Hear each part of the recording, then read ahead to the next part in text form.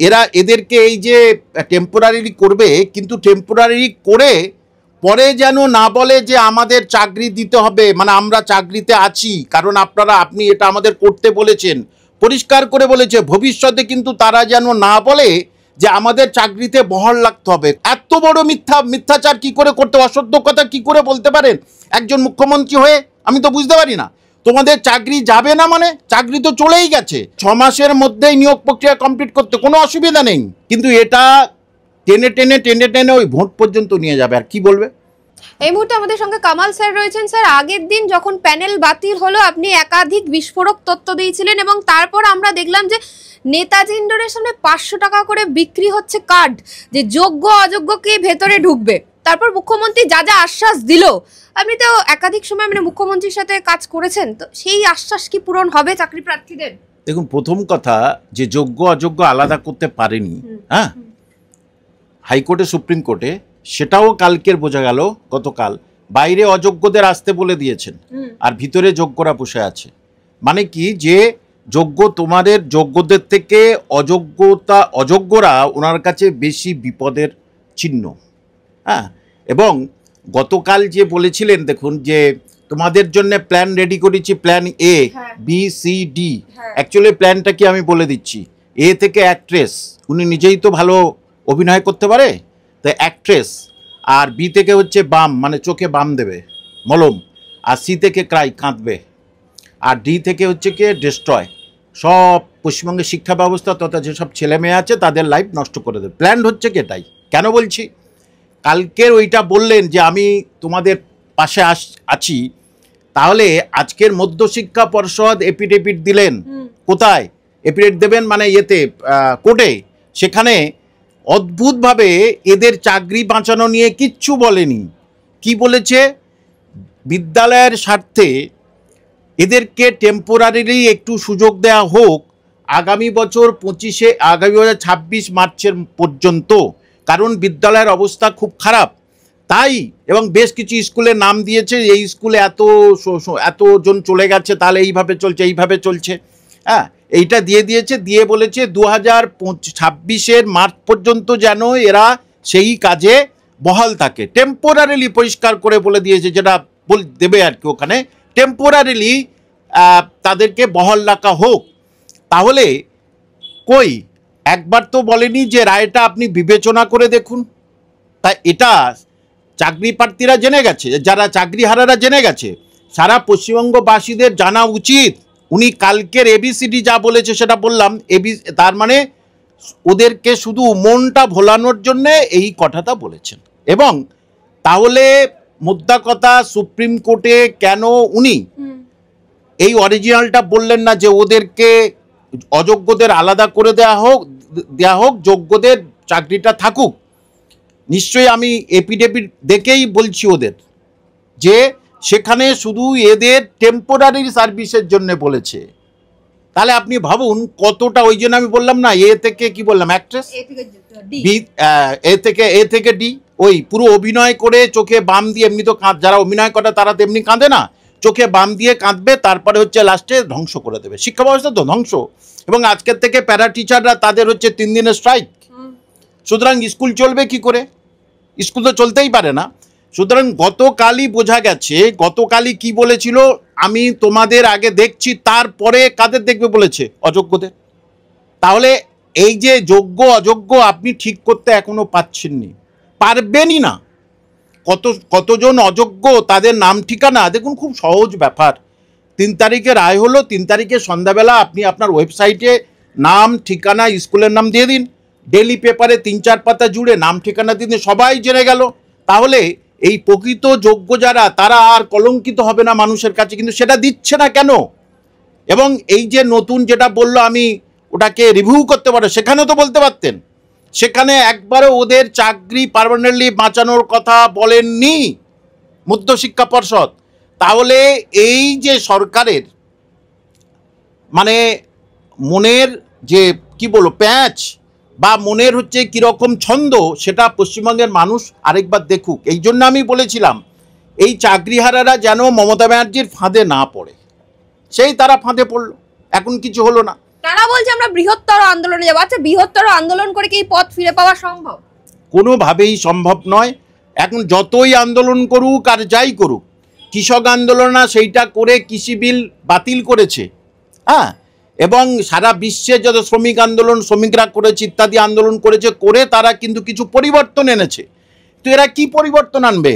Verdict তো হয়ে গেছে, সুতরাং আর কোনো পরিবর্তন আনার কিছু নেই, পরীক্ষায় বসতে হবে। হ্যাঁ, এবং পরিষ্কার কথা, সুপ্রিম কোর্টে ওখানে লিখে দিয়েছে যে আজকেরই যে পরীক্ষা নেওয়া পর্যন্ত ওদেরকে ওই রকমভাবে টেম্পোরারিলি, পরিষ্কার বলেছে টেম্পোরারিলি, নট পার্মানেন্ট, টেম্পোরারিলি তাদেরকে বহাল রাখা উচিত। হ্যাঁ, টেম্পোরারি তাদেরকে বহাল রাখা উচিত যতক্ষণ না পরীক্ষার সব কিছু মিটে যায়, রেজাল্ট হয়। তার মানে পরীক্ষা নেবেন, আর এদের মধ্যে যারা পরীক্ষায় পাশ করবে তারা চাকরি ফিরে পাবে, আর যারা পাশ করবে না তারা চাকরি ফিরে পাবে না, পরিষ্কার। তারপর স্যার আজকে যেটা হলো নিউমেরিকের ক্ষেত্রে, সেইখানে তো কোথাও গিয়ে মন্ত্রিসভা পুরো জেলে ঢুকে যাওয়ার কথা, তাহলে রাজ্য সরকার স্বস্তি পেল? দেখুন, স্বস্তি, এটা স্বস্তি বলে না, যে অটোমেটিক্যালি রাজ্যের কয়েক লোক, প্রায় 1 কোটি পরিবারকে এইটাতে পথে বসিয়েছে, এবং 2016 পথে রাজ্যে MA BEd MSc BEd ছেলে মেয়েদের ভবিষ্যৎ অন্ধকারে চলে গেছে। সুতরাং তারাও বিপর্যয়ের মধ্যে আছে। সুতরাং এরা বা ক্যাবিনেট এক প্রকার মানুষের হচ্ছে কি ঘৃণার জেলের মধ্যে আছেন। শুধু অরিজিনালি ফিজিক্যালি জেল যাত্রাটা হয়নি, কিন্তু ঘৃণার জেল যাত্রার মধ্যে ওনারা আছেন অটোমেটিক্যালি। সুতরাং এটা শুধু এই নয় যে পুরো আনন্দের কিছু নয়, কিন্তু এটা আপনাদের জেল যাত্রাটা বন্ধ করে দিয়েছে। কিন্তু বাদবাকি এই সম্বন্ধে কোনো কিছু কিন্তু বললো, এবং একে বকাবকি করেছে মধ্যশিক্ষা পর্ষদকে। আপনারা জানেন না কোন সময় কি দিতে হয়, একটা কোন সময় যে এটাকে মেনশন করতে হয় সে জ্ঞানটুকুও নেই। সুতরাং রাজ্য সরকার জেল যাত্রা থেকে বেঁচেছে, এটা ঠিক, বাদবাকি কোনো কিছু থেকে নেই। সুপারনিউমারি যেগুলো নেওয়া হয়েছিল সে আর নেবে না, কিন্তু যেমন আছে তেমন থাকলো। এই যে স্যার ভলেন্টিয়ারি সার্ভিস দেওয়ার কথা বলেছে, কিন্তু বেতনের কিছু উল্লেখ করেনি, সেক্ষেত্রে না, বেতনের কথা একদম বলেনি, কিন্তু শুধু ভলেন্টিয়ারি তারা করবে। মানে লাইনটা বলেছে, honourable court may permit the appointed candidates not found to be tainted, যারা টেন্টেড নয় তাদেরকে পারমিট দিক, টু টেম্পোরারিলি, পরিষ্কার, to temporarily continue in service without claiming any, yes, এইটা দারুণ কথা বলেছে, without claiming any enquiry in favour until the end of the academic 2025। এটা কি বলেছে, যে যতক্ষণ না এদেরকে এই যে টেম্পোরারি করবে, কিন্তু টেম্পোরারি করে পরে যেন না বলে যে আমাদের চাকরি দিতে হবে, মানে আমরা চাকরিতে আছি কারণ আপনি এটা আমাদের করতে বলেছেন, পরিষ্কার করে বলেছে। ভবিষ্যতে কিন্তু তারা যেন না বলে যে আমাদের চাকরিতে বহাল রাখতে হবে। কতটা কালকের যা বলেছে আজকের তার সঙ্গে কতটা পার্থক্য দেখুন। সাধারণ মানুষকে জানা উচিত যে ইনি কি রাজ্যের মুখ্যমন্ত্রী সত্যি হওয়া যোগ্যতা আছে না। এখন উনি মানুষের ভোটে জিতে এসেছেন, সেটা আমি এখনকার কথা বলছি। মানবিক দিক থেকে ওনাকে রিজাইন দেওয়া উচিত। কারণ কি করে উনি বলেন যে তোমাদের চাকরি যাবে না, কি করে বলেন? এত বড় মিথ্যাচার কি করে করতে, অসত্য কথা কি করে বলতে পারেন একজন মুখ্যমন্ত্রী হয়ে? আমি তো বুঝতে পারি না। তোমাদের চাকরি যাবে না মানে চাকরি তো চলেই গেছে। আর আপনি এপিডেভিটে কি লিখে দিয়েছেন? কি মধ্যশিক্ষা পর্ষদ কি লিখেছে? তারা যদি দাবি করে তারা টেম্পোরারি করবে, তারা যদি পরে দাবি করে না আমার চাকরিটা রেখে দিতে হবে, সেটা হবে না। কত বড় গদ্দারি করা হলো, কত বড় এই অসহায় ছেলে মেয়েদের সঙ্গে চালাকি করা হলো, কত বড় এই অসহায় ছেলে মেয়েদের আরো দুর্যোগের মধ্যে ফেলে দেওয়া হলো।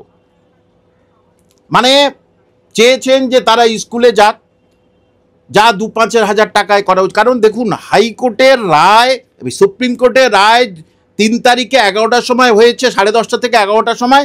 সুতরাং ওই সময়ের পর থেকে তাদের চাকরি থেকে তারা বাতিল, তারা অ্যাটেন্ডেন্সে সই করতে পারবে না, সে অধিকার নেই, তাদের আর মাইনে হবে না। এটা যারা শিক্ষক মশাই আছেন তারা খুব ভালো করে জানেন, এবং আমি এটা খুব ভালো করে জানি। যখন বলে দিল তারপর থেকে কিন্তু তাদের চাকরি আর নেই।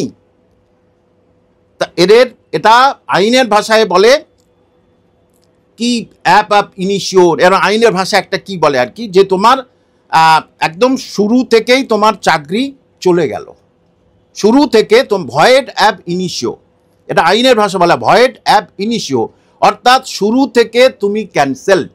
কিন্তু স্যার আমি বলছি যে একের পর এক আমরা খবর পাচ্ছি যে স্কুলগুলো তাকে একটা সাবজেক্ট পড়ানোর জন্য স্যার নেই, এমনকি যে প্রধান শিক্ষক তিনি নাকি স্কুলের তালা খুলছেন, উনিই বেল বাজাচ্ছেন, উনি ক্লাস নিচ্ছেন, আবার উনি তালা বন্ধ করে চলে যাচ্ছেন। এই ছবি আমাদের যে পশ্চিমবঙ্গে দেখতে হচ্ছে, এর দায়ীকে, দায়ী তো উনি। কারণ আজকের এই যে সুপ্রিম কোর্টে রায় বার হয়েছে বলে নয়, তার আগে থেকে তো স্কুল উঠে গেছে, জুনিয়র হাইগুলো তো একদম শেষ, জুনিয়র হাইগুলো আর চলছে না, টিচার নেই, এবং নবম দশম একাদশ হাজার বহু ইউনিট বন্ধ হয়ে গেছে, একজন টিচার সে ঘুরে ঘুরে সব কিছু পড়াচ্ছেন। তা এটা তো অনেক আগে থেকে হয়েছে, অনেক আগে থেকে এই শুরু হয়েছে পশ্চিমবঙ্গবাসী তথা গ্রামে গঞ্জের স্কুলের এবং পড়ুয়াদের মানে জীবনে একেবারে কুটারাঘাত করে দিল, জীবনটা তাদের একদম অভিশপ্ত জীবন করে দিল। এই স্কুলে আলো আর জ্বলবে এই অন্ধকার স্কুলে? দেখুন, সেটা যত তাড়াতাড়ি নিয়োগ করবে, যত তাড়াতাড়ি নিয়োগ প্রক্রিয়া কদিন লাগবে, 6 মাসের মধ্যে নিয়োগ প্রক্রিয়া কমপ্লিট হয়ে যাবে। আমি তো বামপটের সময় ছিলাম বলেছি স্কুল সার্ভিস কমিশন, সুতরাং এটা 6 মাসের মধ্যেই নিয়োগ প্রক্রিয়া কমপ্লিট করতে কোনো অসুবিধা নেই।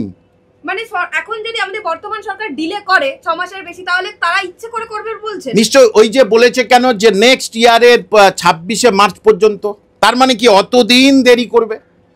আজকের বিজ্ঞাপন দিয়ে দিল, আমি ধরি আজকের বিজ্ঞাপন দিয়ে দিল, 15 দিন ফর্ম ফিল আপ হয়ে গেল, সব তো অনলাইনে হবে। তো লাইনে, আগে তো লাইনে হতো বামপন্ডের সময়, গিয়ে ব্যাংক থেকে ফর্ম নিয়ে আসতো, অনলাইনে সাবমিট হয়ে গেল। তারপরে যেটা অ্যাডমিট কার্ড পেলে অ্যাডমিট কার্ডের জন্য কয়েকদিন সময় দিয়ে দিল, তোমরা রেকটিফিকেশন করো, করে দিল।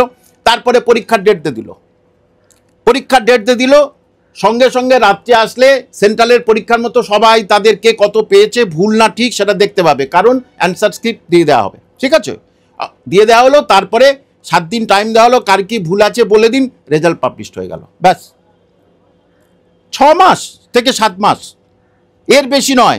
কিন্তু এটা টেনে টেনে টেনে টেনে ওই ভোট পর্যন্ত নিয়ে যাবে, আর কি বলবে?